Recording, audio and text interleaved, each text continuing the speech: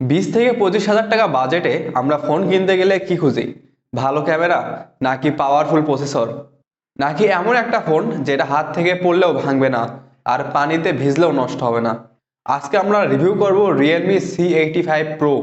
Realme বলছে এটা তাদের প্রো ফোন, কিন্তু সত্যি বলতে এই ফোনের নাম হওয়া উচিত ছিল রিয়েলমি ইন্ডোরেন্স ফোন। কেন বলছি? কারণ এই ফোনে এমন কিছু ফিচার্স আছে যা 1 লাখ টাকার ফ্ল্যাগশিপ ফোনেও নাই। আবার এমন কিছু দুর্বলতা আছে যা 10 হাজার টাকার ফোনেও মানা যায় না।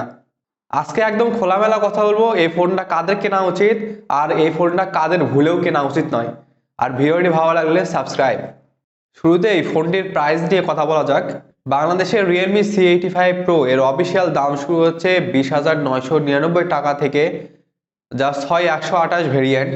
আর আপনি যদি 8 128 চান তাহলে লাগবে 22,999 টাকা, আর 8 256 GB 24,999 টাকা। বক্সে যা যা থাকার কথা সবই আছে, চার্জার, কেবল আর কেস।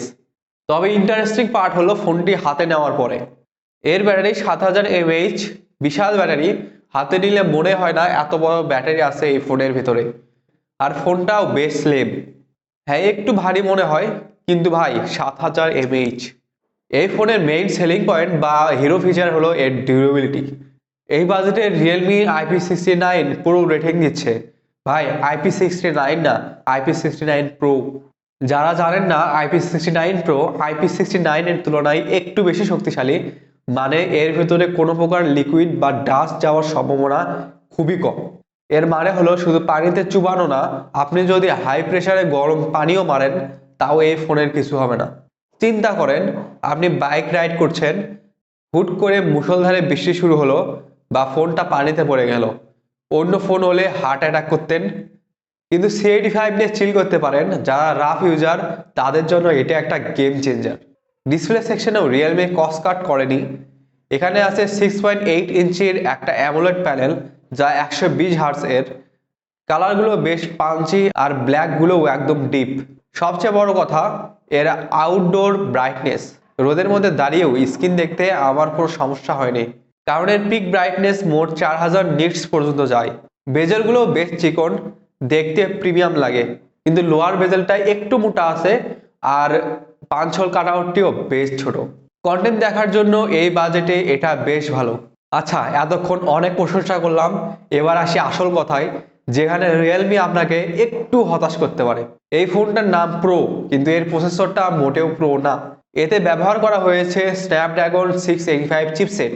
ভাই, 2025 সালের শেষের দিকে এসে 20 থেকে 25 হাজার টাকার ফোনে এই প্রসেসরটা মেনে নেওয়া একটু কঠিন।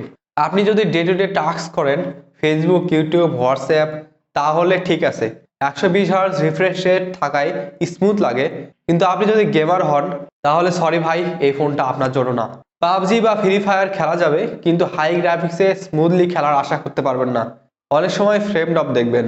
সহজ কথায়, এটা কোনো গেমিং ফোন না, এটা একটা কাজের ফোন। আর ফোনটি রান করছে অ্যান্ড্রয়েড 15-এ। ক্যামেরা সেকশনে মেইন সেন্সরটি কিন্তু বেশ ভালো। এখানে 50 মেগাপিক্সেল S5K JN1 সেন্সর ব্যবহার করা হয়েছে। আর পরের সেন্সরটি হলো একটি ফ্লিকার সেন্সর। দিনের আলোতে ছবিগুলো বেশ শার্প আসে, কালার টোনও ন্যাচারাল রাখার চেষ্টা করে। স্ক্রিন টোন রিয়েলমি আগের চেয়ে ইমপ্রুভ করেছে, কিন্তু লো লাইটে সফট করে ফেলে ছবি অনেক। গ্রেনের দেখাও পাবেন আপনি বেশ ভালোই। আবার ভালো লাইটিং কন্ডিশনে এর থেকে ভালো আউটপুট পাবেন। তবে সমস্যা হলো এর ভিডিওতে। ভিডিও রেকর্ডিং করতে পারবেন সর্বোচ্চ 1080p 30fps এ। 4K রেকর্ডিং করার কোনো অপশন নেই, আর OISও থাকছে না। তাই হাঁটতে হাঁটতে ভিডিও করলে ফুটেজ বেশ শেকি আসবে। ব্লগিং এর জন্য এটা ভালো চয়েস হবে না। আর ফ্রন্ট ফেসিং ক্যামেরা 8 মেগাপিক্সেলের, এইখানে 32 মেগাপিক্সেল থাকলে ভালো লাগতো। কিন্তু যেখানে এই ফোনটি সবাইকে হারিয়ে দিবে তা হলো এর ব্যাটারি। 7000 mAh এর বিশাল ব্যাটারি। হেভি ইউজ করেও 1.5 দিনের বেশি ব্যাকআপ পাবেন। আর সাধারণ ইউজে অনায়াসে 2 থেকে 3 দিন পার করে দিতে পারবেন। বক্সে 45 ওয়াটের চার্জার আছে। চার্জার বড় হওয়ায় ফোন চার্জ হতে প্রায় 1.5 ঘন্টার মতো সময় লাগে। তবে একবার চার্জ দিলে চার্জারের কথা ভুলে যেতে পারবেন। তবে ভালো দিক হলো এই ফোনটিতে রিভার্স চার্জিং সিস্টেম সাপোর্ট করে। মানে এই ফোন থেকে অন্য কোনো ফোনে চার্জ দিতে পারবেন, অথবা গ্যাজেটস গুলোতেও চার্জ করতে পারবেন। আর সাউন্ডের কথা বললে, একটি স্পিকার দিয়েছে তারা, স্টেরিও স্পিকার পাচ্ছে না এর সাথে। সাউন্ড কোয়ালিটিও মোটামুটি বলা চলে। সো দিন শেষে রিয়েলমি C85 Pro কি আপনার কেনা উচিত? দেখুন, ডিসিশনটা সিম্পল। আপনি যদি পাঠাও বা উবার রাইডার হন বা ফিল্ডে কাজ করেন যেখানে ফোনটা রাফ ইউজ হয়, বৃষ্টিতে ভেজার ভয় থাকে, তাহলে চোখ বন্ধ করে এটা নিন। এই ডিউরেবিলিটি আর ব্যাটারি এই দামে আর কেউ দিচ্ছে না।